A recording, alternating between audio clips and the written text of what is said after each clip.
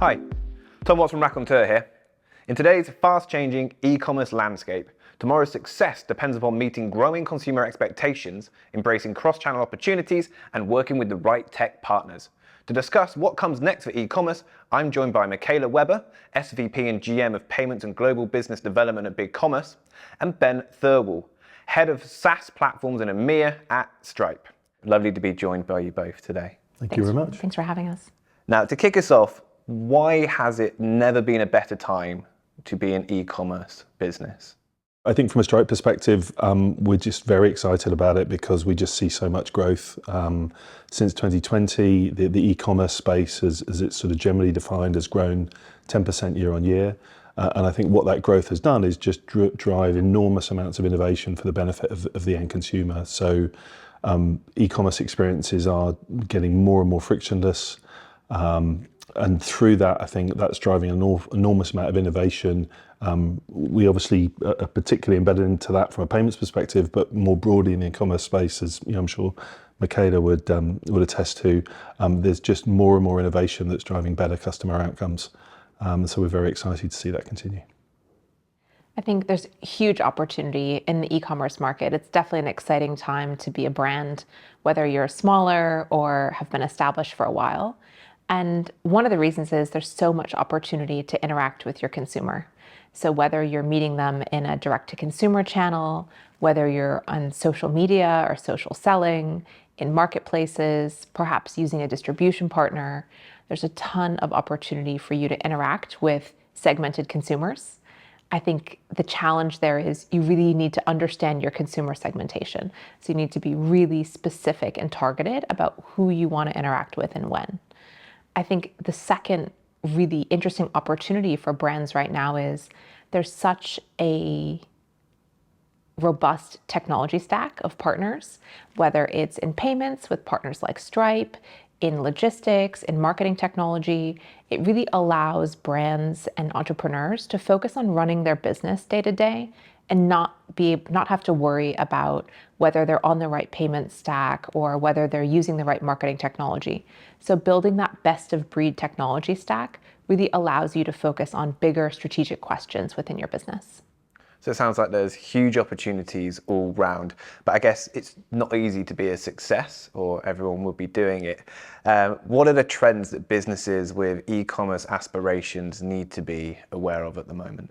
I think a big one that we're seeing at the moment is sort of post-COVID, that for many e-commerce businesses, they're seeing many more consumers now return to sort of in-person commerce. So really getting a very consistent and seamless omnichannel experience, so that the in-person shopping is complementing the kind of experience that that consumer will have online, and key to that is personalization.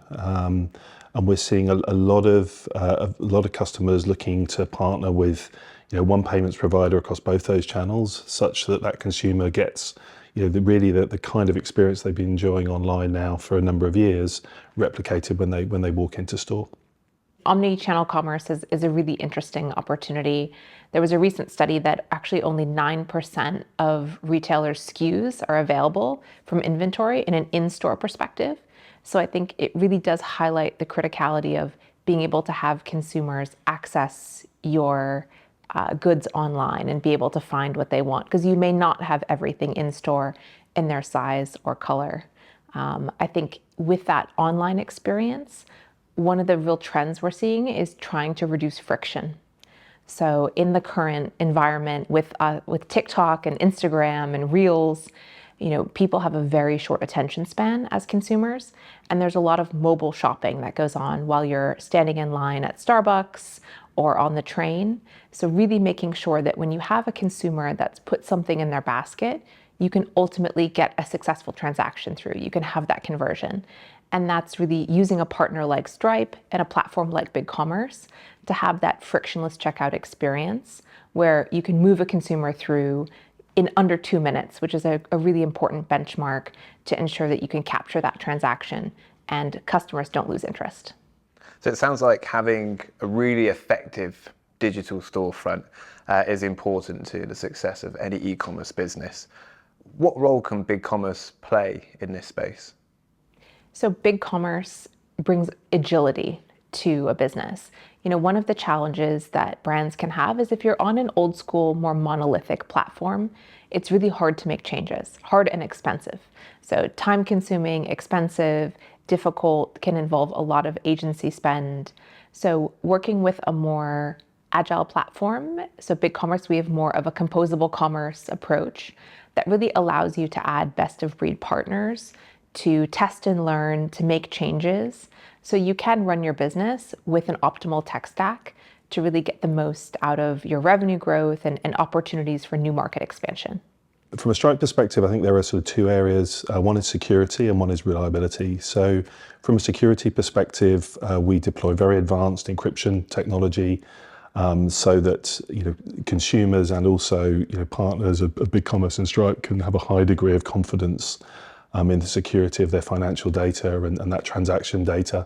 And then also a lot of that security is then supported by very advanced machine learning technology that's applied from a fraud perspective. So a big part of a lot of our partners operating their payments programs is kind of getting ahead of sort of fraud and other elements of financial risk, and we'll provide them a very advanced toolkit to enable them to do that. And it sounds like it's a really complementary partnership. And it'd be good to get a sense of what does that look like in practice. Michaela, can you share any stories of collaborative success? Yeah, one of my favorite joint customers that we have between Stripe and BigCommerce is an online home and garden lifestyle company called Sarah Raven. So they're renowned for their dahlias, if you're a dahlia connoisseur, and sweet peas, I believe. But they moved to BigCommerce and at the time didn't change their payment provider. They had great rates, didn't feel that they wanted to make a payments change, but ultimately they weren't seeing the results they wanted from a cart abandonment perspective, from a conversion perspective.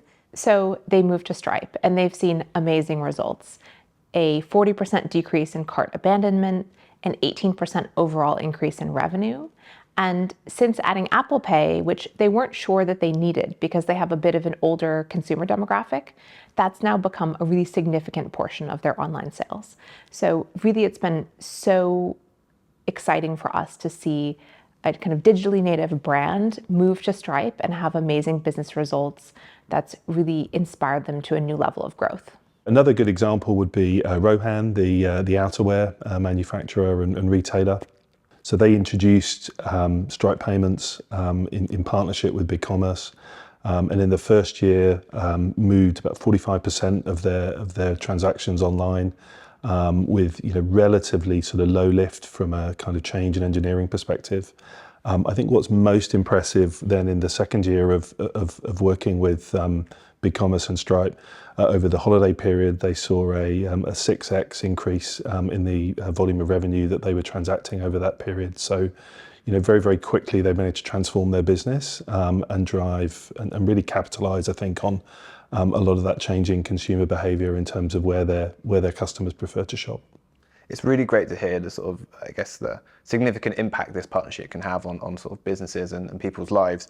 And looking ahead, what's new for the partnership in 2025 and dare I say beyond?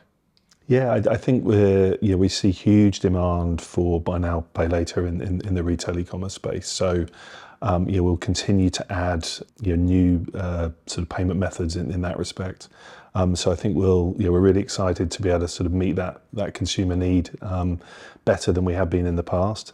And then I think another aspect of the partnership that we're launching will be Stripe Capital. So again, for sort of small, medium-sized merchants, they'll be able to use Stripe Capital in the UK from the beginning of this year, and then later this year in Europe. And again, it's a good example of, as well as the core payment, being able to offer sort of relevant and adjacent complementary financial services to some of those small businesses where, again, they may have challenges accessing capital through more traditional means, and that's something we're able to help with. We're really excited about a couple of the new things that we're working together on. So one is our recent launch of Stripe Tax. So as Ben spoke about earlier, Stripe has really been building out the additional services that they offer their core merchants. And so tax allows customers to help manage a really complex aspect of their business in a simple way. We also continually add new local payment methods, so APMs. When we have merchants in net new geographies or new payment methods that pop up, we're adding them to our integration to allow them to be accessible by our joint customer base. So always innovating and shipping new features, which is really exciting for our customers. Now, we're hosting this fireside chat in the run-up to BigCommerce's Big Summit 2025, of which Stripe is a key sponsor. Why is this event going to be unmissable? What should people be excited about? And Ben, maybe we'll come to you first.